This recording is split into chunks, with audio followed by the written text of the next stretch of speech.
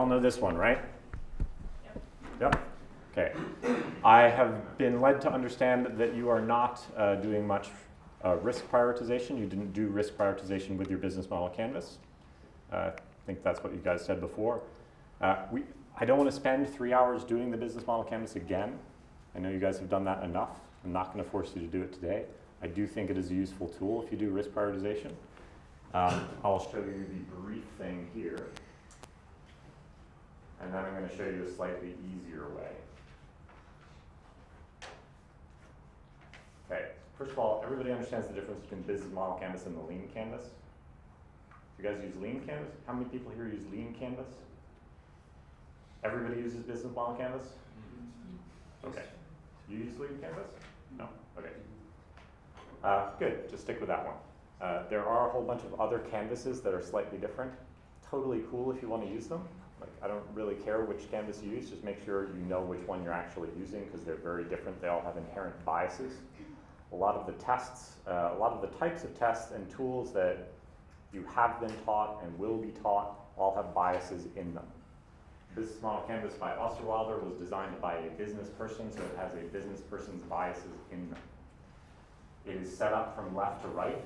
From here's the customer, here's how we deliver value to the customer, here's how we create the value to deliver to the customer. It's just like a supply chain. And you notice that the costs are firmly under creating the product. Where's the biggest cost for most companies? In the channels. Absolutely. It's almost always in the channels. So that's one small bias in here, right? Revenue streams is also firmly on the customer segment. That makes a huge amount of sense. Other companies generate entire new business models out of these different activities. What are some of Amazon's products that probably you guys all use? AWS, right? Amazon Web Services. You guys probably host on Amazon Web Services. That was a key activity for them. You know, we need fast scalable servers in order to support all the different transactions at peak times during the year because there's a lot of people shopping on Thanksgiving in the United States and I need to be able to spin up additional servers to send them. They created an entirely different business model just around that by pulling that one piece out and saying, how could we make money off of this? Maybe I can create an entire new business model canvas around that. Or the other one is Mechanical Turk. Do you guys use Mechanical Turk? What? Amazon Mechanical Turk.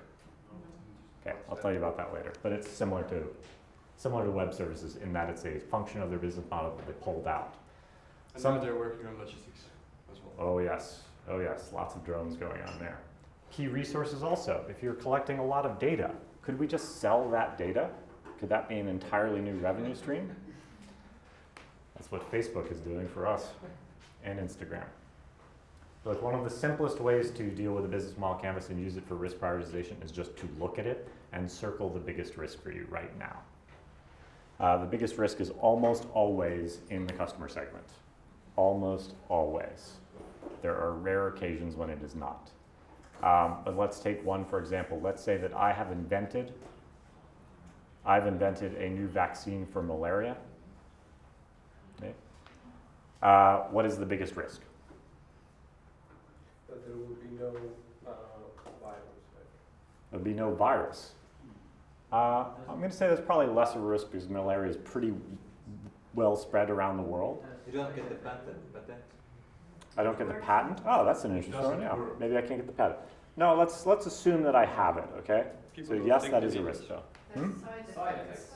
Side effects, that's also possible. Again, let's assume that it works, but that's a good risk. People don't think that they need it. People don't think that they need it. That's an interesting one. I'm going to say that most people who get malaria do believe that they need it, but it is a vaccine, so maybe they don't realize they're at as high a risk. So yes, there still might be some market risk. Let's go deeper. Well, you kind of need to prove that it works. Kind of need to prove that it works, so there's a lot of regulation to go through. Absolutely true. Some other company also. Too expensive and people can't afford it. Some other company makes it. It's also possible. I think usually the internal risks, especially for startups, far outweigh external risks. But let's go into this one. Who is the customer for malaria that can't afford it? Usually people in developed countries, let's say Africa, they don't have any income, so... Don't have any income, so can't afford it. Yeah. All right, so why don't I say that that's the user of a malaria vaccine? Who is the customer? The local Governments, municipality. local municipalities, United Nations. United Nations, NGOs, maybe Bill Gates is the customer, right? There's still a lot of risk in the customer segment, even for something that's so obviously useful and such an obviously good product as my miraculous malaria vaccine. So we still might have risk in the customer. After that, what would be the next biggest risk? There's delivery problems as well. There's big delivery problems, right? So you mentioned it. You said low, so it's not only in Africa that we have malaria, but in general, they are low income areas. What else is, tell me more about the regions. Like where do people get malaria? Hot, humid. In the Hot, jungle. humid, swampy. Not quite Estonia, it is wet here. You've got lots of swamps, but not a lot of malaria. It's not very hot. And those regions, which are hot and swampy and hard to get to, are hard to get to. Right? So it's hard to get a truck there to sell it. It's also very hard to keep the vaccine at a sufficiently cool temperature to remain viable. That turns out to be a massive risk in delivering medicines across the world, actually. It's one of the biggest risks. So other technologies might be relevant to keep, to like basically portable refrigerators. So this is a good way to start prioritizing the risks in your company. But in medical sense, pricing is also difficult because you can't go through high price, they will sue you and then you have to lower your price. Yeah, or they'll hate you, which is another thing, right? That happened to some guy in the US, right? That jerk who like raised the price of HIV medication by like 500% in like a day. But that was justified. It's the American system that is making the pricing difficult. He raised it for everybody everywhere in the world. That guy's just a jerk. Right. Maybe he doesn't care that everybody hates his guts, but he's in a little bit of trouble now. Anyway, I'm going to show you the slightly easier way to do risk prioritization. Please stop me if you guys have done this before, but I think it's impossible to proceed on most of this stuff unless you genuinely know where the risks are. So I do want you guys to be able to do this. This will take about half an hour. If you have done this again before and you're absolutely sure you have a prioritized list of risks, okay, fine, coffee break. But if you don't do this, frankly, you're probably working on something that's not so important right now. So I'm going to show you the simple way of doing this. It takes a little bit less time. Now we are a little bit short on supplies today, but since you guys are mostly working in pairs, right? Are there any teams of 3 here? No, perfect, okay. What I'd like you to do is I'd like you to work with sticky notes. Okay, so you're going to need a stack of sticky notes. So if you don't have some, grab them. If you have, please try and have at least a few. You need to have like a stack. So I've got some more back here. You have more, great. Can you hand those out? Please make sure that you have a pack. If possible, if you have them, please use like big, thick pens. Okay? I do want you to collaborate, and I want to be able to read them. So if you cannot read them or you cannot share them, then it's a little bit more difficult. How many people here are by themselves? Sorry? By themselves, like solo founder here today at least. Okay, you 4. What I might suggest is you might want to move to that back table. I'm going to give everybody some instructions. I'm going to give you slightly different instructions. And what I'm going to ask you to do is when people are collaborating as a team to sort things out and they're taking longer than you guys will, I want you to stop, turn to the next person when they're done and say like, hey, could you proof check me, challenge me? Am I doing this right? Am I doing this wrong? Make sense? Okay, so you guys need to be each other's second set of eyes. Okay. Again, please do not write in a small, thin pen. I do not want you to write elaborate, complex sentences on these Post-it notes. I just want something very simple and straightforward. I don't want tiny, tiny handwriting. What I'm going to ask you to do is it's typical Post-it note brainstorming. I assume you guys have done this part before. You've done this type of brainstorming? Yes? No? Okay, so similar to what we did before, just want you to write down one thing per Post-it note. Do not write several things on the same Post-it note. I will be angry. I want you to write one idea per Post-it note. I also want you to work independently. So you two, if you were talking during this exercise, you're doing it wrong. Okay? I want you to think of as many ideas as possible. I know that you two guys have been involved in the same business. You're going to come up with a lot of the same risks, but you might come up with a few that the other person didn't think of. Okay? So don't worry about it. Focus on your own stuff. Okay? Same thing. Make sense so far? Okay. Now, I'm going to give you just 5 minutes, and what I want you to do is I want you to think of all the risks in your startup. And I literally mean anything. Okay? They don't need to be good risks or bad risks. If you write down, hey, we have a lot of technical risk, that's cool. If you're like, I don't know how to implement AWS, that's fine, that's a cool risk. If you write down things like, I'm not sure when the lunch break is, and it might be bad, and it might make me upset and grumpy, okay, fine, that's a risk. It's not the most significant risk, but it's a risk. So just write down anything that comes to you. Could be internal, could be external, could be competition, could be like, hey, where am I going to find another technical developer? How am I going to find a salespeople? So it's a little bit similar to what you did before, but for your specific business, I want risks. And when you can, also feel free to write down questions. So like, how do I implement Amazon Web Services? How will I enter the German market? Try and be as specific as you can. Okay, what's risky? What's unknown? What questions do you have? If you had your customer in front of you right now, what would you ask them? What would, like, if they could just tell you the truth just once in your life? Answer this question for me. How many of you are there? Do you know each other? What would you accept as proof? Right? 5 minutes. Write down as many things as you can. The record is 23. I do not have another unicorn horn, but I have really awesome stickers. You want to write down at least 10 to 20 per person. Per person. 10 to 20. Okay? Okay. How many of you have more than 10? More than 10, raise your hand. Each person. Okay, let me do it the other way. More than 5. Everybody should have more than 5. Raise your hands if you have more than 5. Oh, you don't have more than 5. Ah.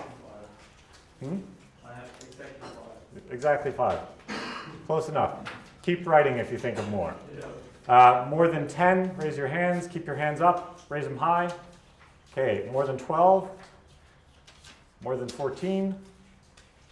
More than 15. 16. 17. Oh, the winner. 17? 22. 22, nice. Risky business. Yeah, that's almost the record. See, that's interesting because I actually look at it the other way around. Like, I'm more worried about the guy who wrote 5 than the guy who wrote 22. The guy who wrote 22 clearly understands all his risks. There's this famous saying from... We have this sticker. What does it mean? I'll tell you in a second. You know this guy Donald Rumsfeld, the kind of jerk that was responsible for the Iraq War? No?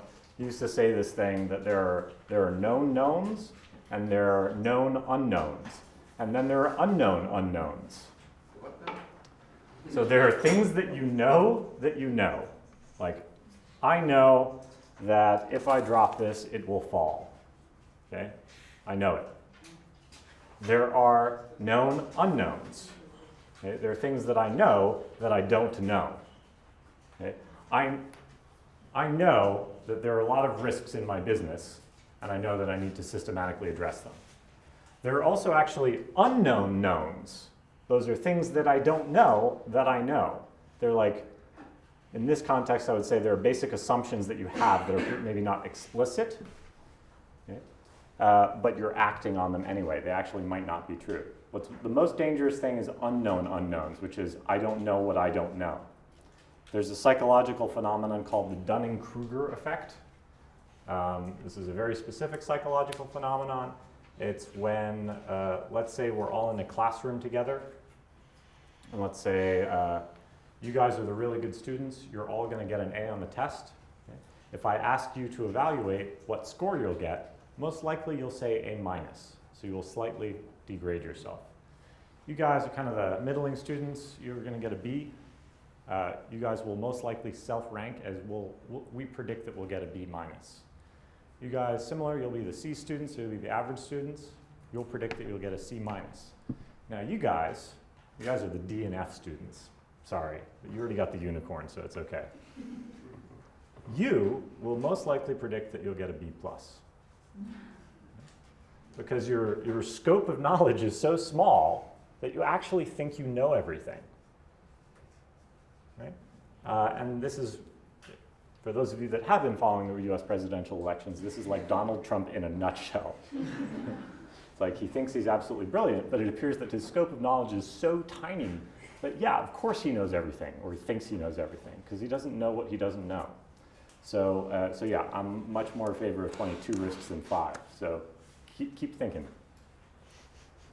Or it could be that you're just brilliant and that you've gotten so far that it's no longer risky, but probably then you wouldn't be in this accelerator. Okay, now what I'd like you to do, except you, is I want you to separate your risks into 2 piles. So anybody who has like 10 or more, please do this. If you have less than like 7, I'll give you slightly different instructions. I want you to separate your list into 2 piles. So you should have like roughly 10 and 10 in 2 separate piles. The piles are more important and less important. And let me tell you what important means. Okay? Important means business impact multiplied by uncertainty. Okay? Uncertainty. Right? So what's for lunch may be highly uncertain, but it has very little business impact. And even a very large number, if it's multiplied by 0, then it's 0. Okay? So both of those things to be high for it to be in the more important pile. More important, less important, split them up into 2 things. Now, if you only have like 7 or 6, I just want at least 2 or 3 things in your less important pile, at least 2 or 3. Okay? None of you have done this exercise before, right? Just take a couple minutes. You're doing this still individually, not as a team yet, not as a team.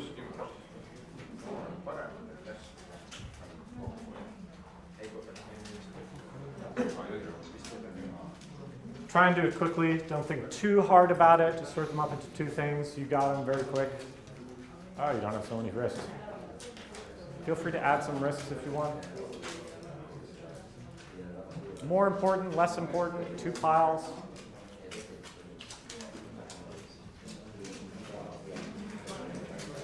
Faster, faster, faster. Just amongst yourself. You just have to do this amongst yourself, not as a team.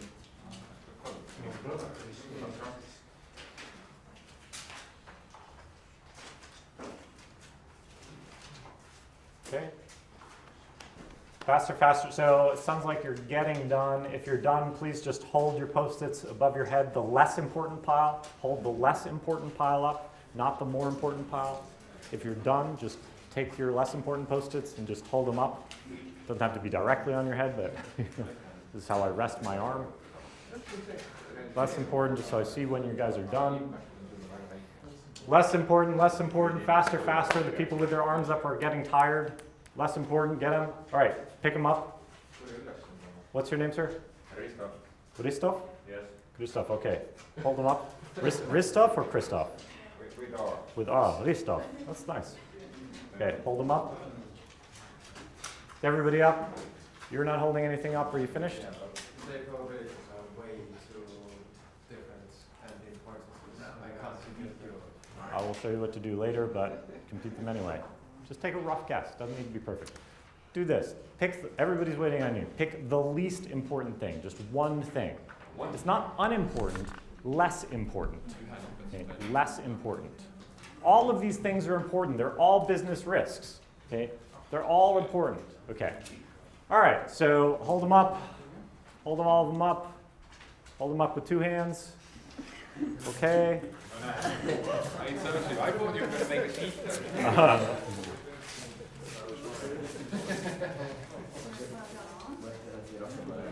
Anybody have a problem doing that? Get rid of small problems. That's how we all get rid of small problems. Running out of money is not a problem anymore. Yeah, clearly. All right, did anybody have a problem doing that? Does that feel painful to anybody? No. I can do the same People. important one. So many risks, what does it matter? They happen anyway. Okay, so look, you don't always have to do that with this particular exercise, but I do like making people that because some people have a problem prioritizing.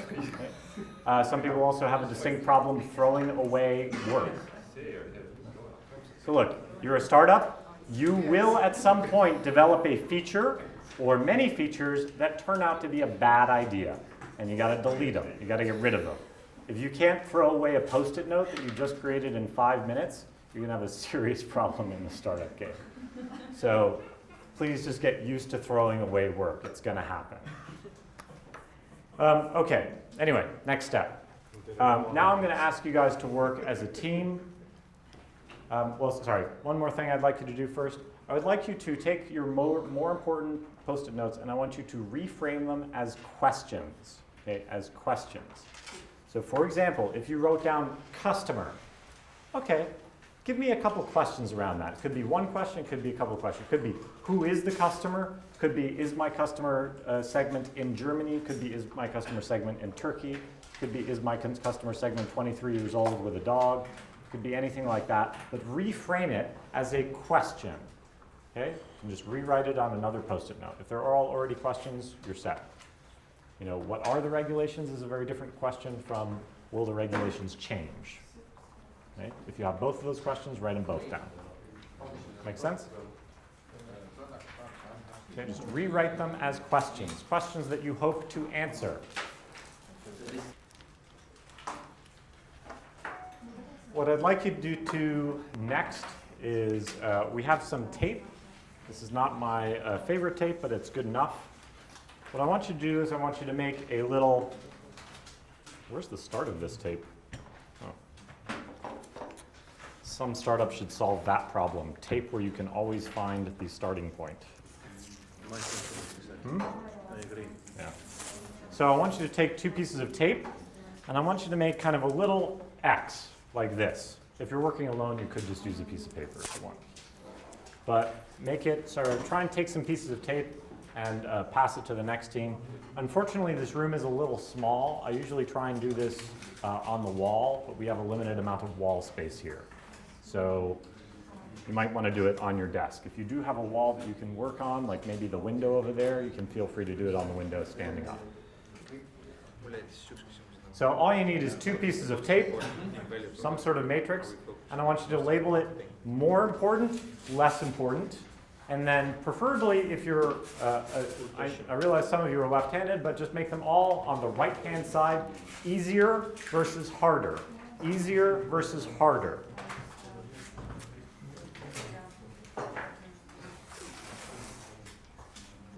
So firstly, if you get finished early, okay, if you get finished with any step early and you're like, that's it, we're done, we know everything.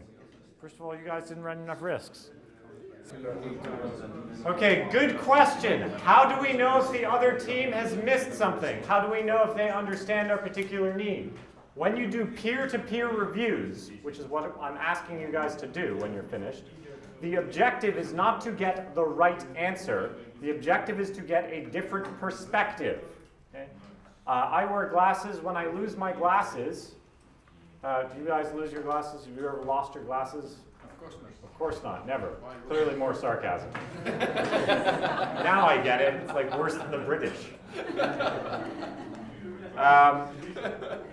Sometimes you lose your glasses, and when I lose my glasses, it's impossible to find. Right? There's no way that you can find it. My glasses are always one of 2 places. Yours are, when you lose them, where's the most likely place that your glasses are, guys? On top of your head, right? So no matter where you look, you will never find them. The other person's job is just to ask you the blindingly obvious questions that you might have forgotten. Okay? So if you wrote down all these things and they're like, if I look at your matrix and it's like, well, is this feature good? Is this feature good? Is this feature good? Is this feature good? I might say like, hey, who's your customer? Is that an important question? You're entering a new market, right? Did you write down who is the customer in this new market? Are they the same as our customer in the existing market? Maybe you should be asking yourself that question. So your job is not to argue against the people questioning you. Your job is to say like, ooh, you're right. That is a question I should write down. And you can re-add it. They might be asking you something that you tossed earlier. That's fine. Okay, does it make sense? So next to instructions as you're sorting, please do not put them on the line. Do not put them on the line. Something is either easier or harder, more important or less important. It cannot be both simultaneously. This is also a binary not analog chart. So everything here is more important. This is not any easier than this one. These are easier than these. Since we're going a little bit differently, I'll also give you a next set of instructions. The other thing I want you to do, and this is a little bit more complicated, move your dependencies. Dependencies are often overlooked in risk. So if I have who is my early adopter customer over here, and that seems very hard because I don't know how to do that, I'm not in Germany, it's very far away. Okay, but you have customer acquisition over here. Oh great, I'm really good at marketing, I know how to run a whole bunch of Google AdWords and do that. Think, can you possibly do cost of customer acquisition before you know who to target? It's impossible. Okay? So, who is our early adopter needs to move over. Cost of customer acquisition is actually harder because you got to answer this first. The last thing I want you to do, and this applies specifically to you, but most of you have probably done the same thing, this should be balanced. Okay? It must be a balanced matrix. Not everything can be more important. It doesn't make any sense. The English word, I don't know about the Estonian word, but the English word priority did not have a plural until about 1800. That is the correct way to think here. Okay? There's a priority. You don't have multiple priorities. That's stupid. You can only do one thing at a time. Those of you that think you can do more one thing at a time, you cannot. All the literature says you're lying to yourself. Okay, so balance it out. Okay, that's all I want you to do right now. And do this with your team. You have two persons, then you can start from here. What? Sorry? You have two persons, then you still can. Probably not. Over here, I'm going to do this just with tasks to make this simple, okay? But we're talking about risks here. If I did this just on my daily household tasks, I might write down a whole bunch of things with brainstorming. I might write down things like do my laundry, right? That's very important because I'm totally out of clothes. And it's also pretty easy. Oops, that's the timer. It's also pretty easy to do my laundry, so that's more important and easier. Do the dishes is less important, right? Because it's also still very easy to do the dishes, but it's actually, I have plenty of dishes left, I have plenty of cups, no problem. Do my taxes, maybe my taxes are actually due on October 15th, because I had an extension, so that's in 15 days. That's really hard and really important, otherwise I'm going to have to pay a lot of money. So that goes over here, and then here might be buy a new house. It's still important, but it's like 2 years from now I want to buy a new house, so it's not absolutely critical, and it's also really hard. So we should do the laundry. That's the most important thing. This stuff, buying a house, I should just ignore. Eventually it'll wind up being more important, but right now it's way too far away and way too complex, so I'm not going to do that. This stuff down here, like do the dishes, that's the procrastination zone. Right? This is the stuff that you kind of do when maybe half of your team is on vacation or you're feeling really demotivated. Maybe as a team leader, you're like, wow, all this stuff is super risky. This stuff is less risky, right? So maybe I just need to give my team a quick win. It's totally cool to do stuff in the bottom right, but you as a team lead and you as a company have to be very judicious about it. If you constantly see yourself working on stuff that's down here, stop. Okay, you were just procrastinating. Stuff that's up here. Now, when you do this as a team, what's probably going to happen is that you all agree about this stuff. And again, I'm not going to make any judgments as to what is the most risky for your company. You had a technical risk down. Usually that's very low on my list because most technical problems are solvable. But I accept it. If it's something that's really relevant to you, you got to work on it. You had Technical risk here. You had a technical risk down there, which is probably what you spend a lot of time on, yes? Exactly. Exactly. You are procrastinating. You are doing the thing that you enjoy that is not actually driving your business forward. If you wouldn't be interesting, I would be doing it right now. I guess I'm glad I'm interesting then. That's cool. Like, look, I'm kind of half business person, maybe 1/4 designer and 1/4 engineer. I really enjoy building websites. Okay? There is a tool that I use. Does anybody use Trello here? Oh, wow. Okay. Do you ever have to make checklists, like the same checklist over and over and over again on Trello? Yes? No? Some of you do, okay. Well, I made an entire tool just to make templates on Trello much easier so that you can just write like daily tasks and it'll automatically populate the template. Okay? I love hacking on that thing. Totally useless for my business purposes in terms of driving sales. I'm never going to make any money off of that unless you guys want to spend $5 a month or something. If you guys have that problem, I'll give you access. It's totally free. Right? That's procrastinating. Now, as a team, particularly teams of 3, okay, what might happen in your conversation is that you might all agree, like, oh yeah, who is our early adopter customer is the most important thing, we should spend some time on that. But way on the left here, there's something really important that if we don't start now, we're going to be screwed 6 months from now or a year from now. Like fundraising might be one that's over here, or can we build the self-learning algorithm might be somewhere over there, something very technical. So back to tasks. If there's something that I just can't ignore that's distracting me from all this stuff and I just can't put it away right now or my team won't agree, the thing to do is apply lean thinking again and break it into smaller pieces.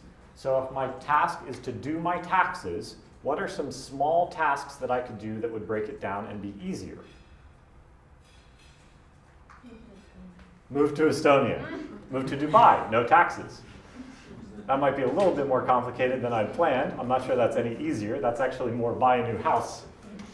What are some other things? Find all my receipts, right? That's one simple task. What else? You guys don't do any taxes here? No. It takes 5 minutes. 5 minutes. Move to Estonia. Push of a button.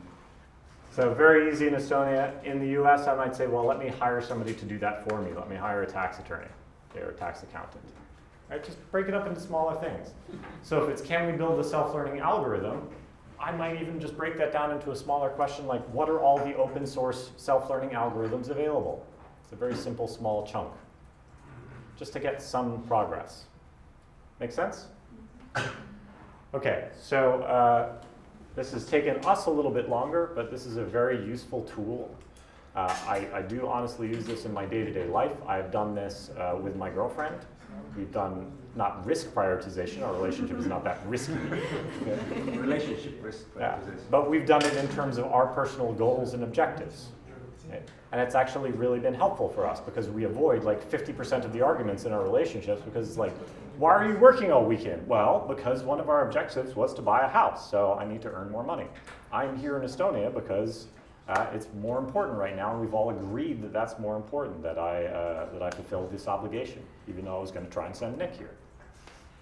Do you know the blog Wait But Why? Way bad boy? Wait But Why. Wait But Why? Oh, I think I know that one. Anyway, there was an article about the, was it the Eisenhower matrix?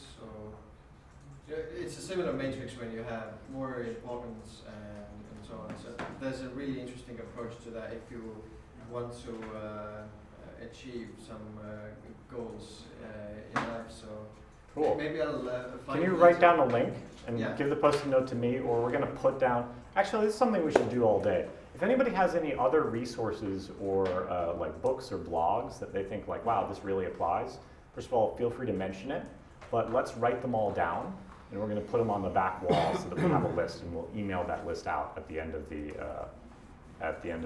each day. Okay? It's the Eisenhower, Stephen Covey, it's all the same methodology basically. Yeah, they're all basically the same. This is one that I like. I don't really care. Well, Stephen Covey is getting things done, right? That is a bit more complex. I think it's really cool. This is a super simple one that you can do with your team that shouldn't take too long. It really should only take 10 minutes. You do this as a startup, you do this every week because this is also a way where we can do project planning. We take this list into our Trello board or our Kanban board or our task board. This is your icebox. This is your backlog. You prioritize that and you crank through them one by one. We don't worry too much about like the questions down here or over here, because if we're doing this right, we should eliminate these quickly and then we can get to them. Okay? If you spend half an hour debating about, well, which of these two things is more important because we want to have a complete prioritized list of anything, you are wasting time. Nobody cares. Because you can't get customers, the self-learning algorithm is irrelevant. Mm-hmm. If you're doing that every week, do you need to do it from scratch? I mean, eliminating I like to. them or just move them around each week? You can do both. I like to do it by scratch because it kind of helps me confirm. What I can do is I can just do it by scratch again, and then I look at my old board and I see, ooh, did I miss anything that I want to bring over? But what often happens is that if you don't remove everything every week, what happens is you just get this massive buildup and it stops becoming a useful tool. Right? So you do it every week, and it turns out that once you've answered this question, actually it turns out that the early adopter customer doesn't need a self-learning algorithm for their goals. So this has become irrelevant. And like that's what happens when you have this notebook of ideas. It just becomes longer and longer and longer to the point where you never actually read through it. Like that's when the tool has become useless. That's a little bit my problem with getting things done, is that sometimes people use it and they get these overwhelming lists of things and they become scared of the tool. Right? This is a very friendly tool. It's got to be something that, and this is honestly, I'm sorry I'm rambling a little bit on this. In a startup, startups are very hard, right? Like you're all doing startups. Has this been easy or hard? Has this been hard? Everybody who says this is easy, please tell me what's going on. That's awesome. If this has genuinely been easy for you, no, okay, right, you're just too lazy to raise your hand. I know you. This is more sarcasm out of you. No, I'm going to be sarcastic with my hands. I'm just picking on you. So look, startups are very hard. It is not uncommon to be weeping constantly in a startup. I've done a few startups, both inside companies and outside companies. Bless you. And I got to tell you, I have broken down in tears in a startup. Like, that's normal. Okay, so everybody's done that. The Google co-founders have done it. Like, it happens to everybody at some point. They're very difficult, so it's very important to not get overwhelmed and to be able to break things down into simple steps that you can actually make progress on. Otherwise, you're really going to have a fundamental problem very quickly, especially if you're managing a large team. So this is one way. There are many ways. I don't care if you never do this again, but find some way that you can quickly think of ideas, prioritize them, and set up a backlog for your team that everybody agrees to. And that's the one last thing I'll say about this. What we'll probably do in the afternoon, well, actually I'm going to go more into B2B sales in the afternoon based on the votes, but we are going to talk more about experimentation and different types of experimentation in regards to product development, which was another big category. As the team lead, so some of you are just, most everybody here is about 2 people in the team. Even you guys have 2 people in the team, right? Yes? Okay. How many of you have more than 5 people in your team? Okay, quite a number of you. As a team lead, you know your customer very well, or at least you think you do, and you're going to have a lot of strong opinions. Who here has worked in a large company? Okay, do you guys know what the HIPPO is? HIPPO, highest paid person's opinion. HIPPO. Okay. Now, from my mind, the HIPPO is actually okay. It's generally like people make fun of the HIPPO and it's like, oh, that's just the highest paid person's opinion, but they get to call the shots, right? Now you guys are essentially the HIPPOs in your company. You're the founders. You actually get paid the least generally, but regardless, you can overrule everybody else. And it's a strong temptation to say that I know the right thing to do, so just do what I'm saying. Like, I know you think that this is actually really important, or let's do it this way. I know everybody in my team thinks this is the most important thing, but I'm the boss. I happen to know who our customer is. I've been doing this for longer. This is actually the most important thing. This is what we're going to work on. Now, that's your right as the HIPPO, and you're the founder of the company. You can make that decision. Let me propose to you the alternative. The alternative would be to say, like, my team is really concerned about this. I thought that I had explained to the customer to them, but clearly they didn't quite understand, or maybe they think I'm wrong.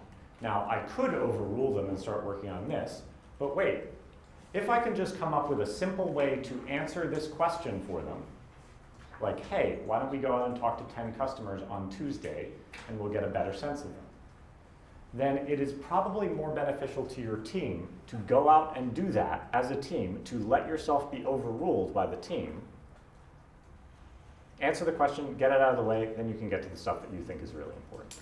If you overrule them, they're just going to be grumpy. Okay? Or they might design the wrong algorithm because they don't understand the customer. listen to your team. It is your right to be overruled, but you are allowed to be a hippo, but do not be the zebra. Zebra, zero evidence, but really arrogant. Okay? Don't be that person. Okay?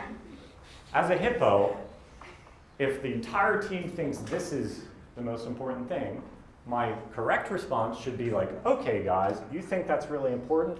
How should we answer that question? I think the early adopter is Bob, who is 32 years old, who has 3 dogs. Please design a test, let's design a test together, or research, that will prove me wrong. If you can prove me wrong, awesome, I need to know that. And let's just design it very quickly. If you design a test that takes 3 months, yeah, I'm going to overrule you guys. But design a test quickly and let's go.